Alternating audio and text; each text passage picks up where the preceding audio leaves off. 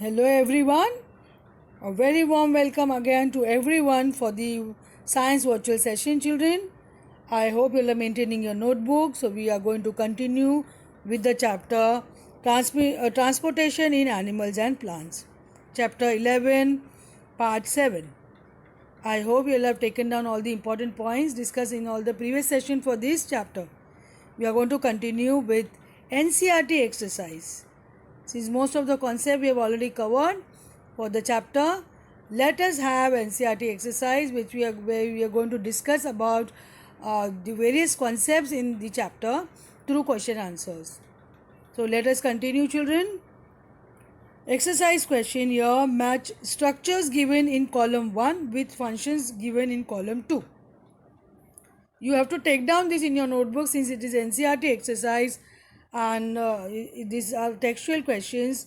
You need to write answers in your notebook. You just mention the NCERT exercise. You may not write question, but you have to write the answers. You can refer to the textbook for the questions, but for the answers you need to understand and then write in your notebook. Now here you have column 1 and column 2. Column 1 stomata, xylem, root hairs, phloem. And column 2 has absorption of water, transpiration, transport of food, transport of water, synthesis of carbohydrates.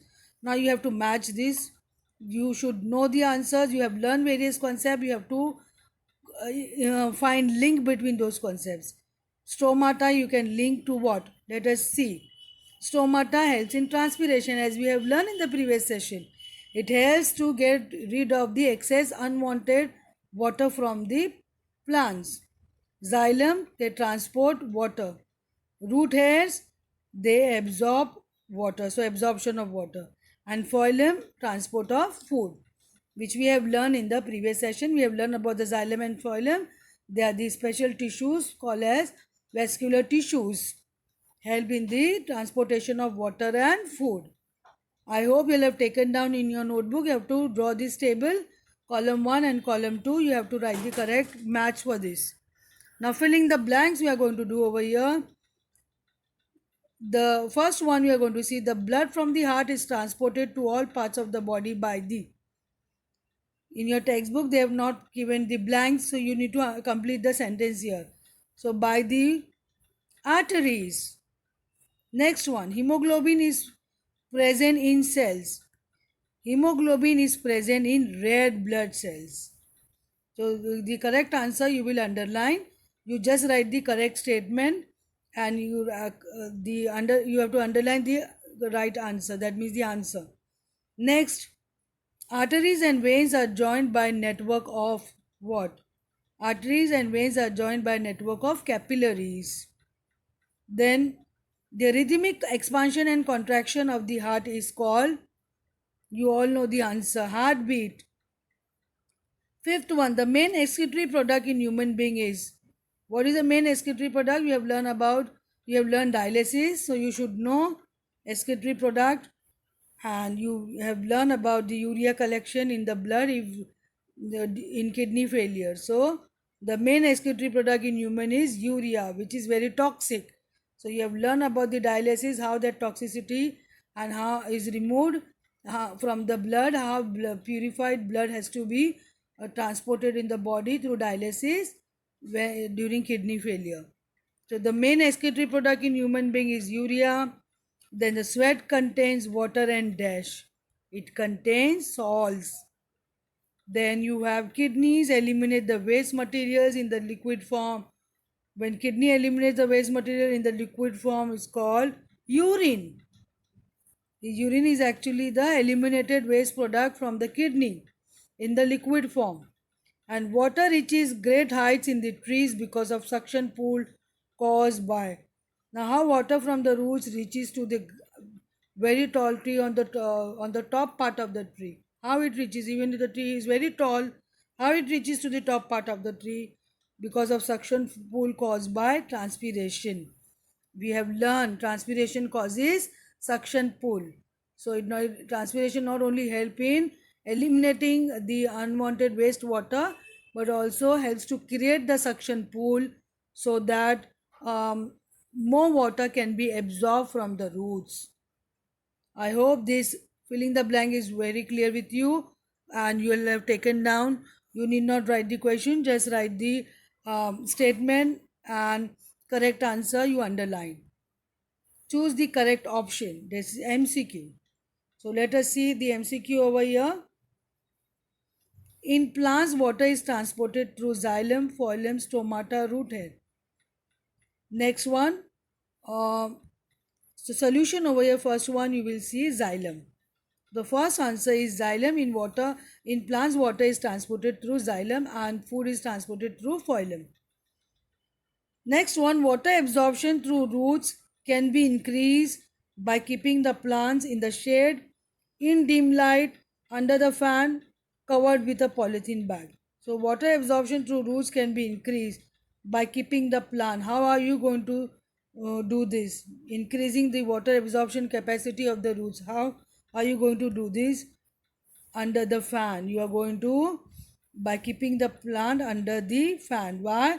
Under the fan more water will get evaporated and water absorption through roots can be increased by because of transpiration.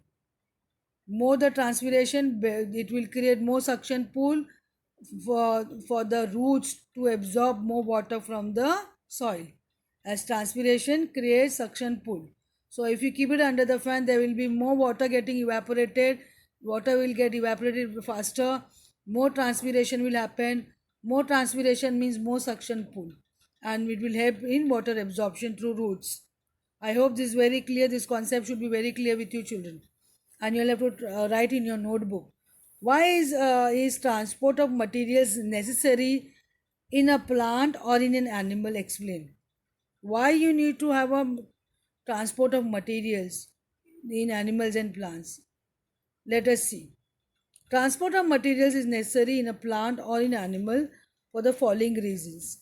To transport food to various parts of the body. First point, we have to transport food to various parts of the body.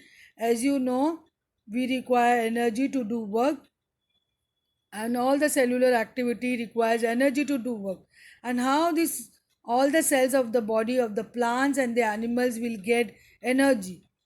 Only through food. That's why food has to reach in all the parts, in all the cells of the living organism. That means for plants as well as for animals. And animals need to transport waste to parts from where they can be removed. So in animals, majorly you need to transport waste to excretory parts from where they can be removed. That's why transportation of material is extremely important. In animal, it serves the purpose of eliminating the toxic waste from the body. Otherwise, the toxic will be very harmful and it can lead to death. That's why in majorly for in animals, it helps for the transportation of waste and also to transport food to various parts of the body. So transportation is necessary for plants and animals, as you've seen. What will happen if there are no platelets in the blood? Can you imagine? Let us see. If there are no platelets, then the blood will not clot, as platelets release blood clotting factor at the site of the injury. So, how important the blood platelets are? As we have discussed in the previous session, the function of the blood platelets. Blood platelets help in the clotting of the blood. Suddenly, if all of a sudden you get a minor injury with a knife, with a scissor, or with any sharp object, and a minor cut can lead to lots of blood loss from your body. That can be very, very dangerous. It can lead to coma, it can lead to death just because of a minor cut, or maximum blood loss can happen. So, blood platelets do a very important function of clotting at the point of injury. They create a network like structure where you get a cut. So, even if you don't apply any ointments or don't apply any antiseptic, naturally clotting will happen and it will stop the blood flow from the body. That's why it's very important. I hope you all have understood. Please take this down. And if there is no blood plates in the no blood platelets in the blood, blood clotting will not happen. Please take this down. What are stomata? Give two functions of stomata. Now, stomata we have learned so many times. Let us again discuss stomata. We can discuss two functions of stomata. They are the tiny pores present on the leaf surface, and they are called as stomata. The main function of stomata help in exchange of gases when during photosynthesis, during respiration. No, plants respire, give out carbon dioxide, they breathe in oxygen as we do. So even they do respiration. So for respiration, for photosynthesis, so your stomata helps in exchange of gases and also help in evaporation of water through the leaves by transpiration. So it do transpiration by giving out the excess water from the leaves. These are the functions of stomata. Please take this down. Does transpiration serve any useful function in the plants? Explain. As we have learned about transpiration, let us see any useful function. Let us see. Transpiration serve the following function in plants. First point, it helps in lowering temperature of plants, thus preventing heat injury of plants. So when due to heat, plants will die, lots of heat, plants would die. So it helps in maintaining the temperature of the plants. As we have seen, transpiration causes cooling because evaporation causes cooling. And next point, helps in the transpiration pool, which help in raining water in higher plants. So it's running water actually. So what happened? It helps in transpiration with the suction pool which we have talked about. It create a suction pool because water get evaporated. There's a difference of water pressure in different parts of the leaves. That's why the roots will absorb more water from the soil. So it create a suction pool. That's why transpiration is extremely important, and it also causes loss of water absorbed by plants. So it also causes loss of water absorbed by the plants. Excess of water which is absorbed by the roots, it is given out by transpiration. So help in losing that water because excess water will damage the cells of the plants. Plants do require optimum amount of water, they don't require excess water. So this excess loss of water will help for plants for proper maintenance of the cells. Please take this down, children.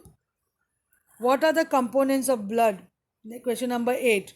We have learned this very simple: red blood cells, white blood cells, platelet, and plasma. These are all very important components of blood. Please take this down, children. Thank you, children. We will continue with the same in the next session. Thank you and have a wonderful day.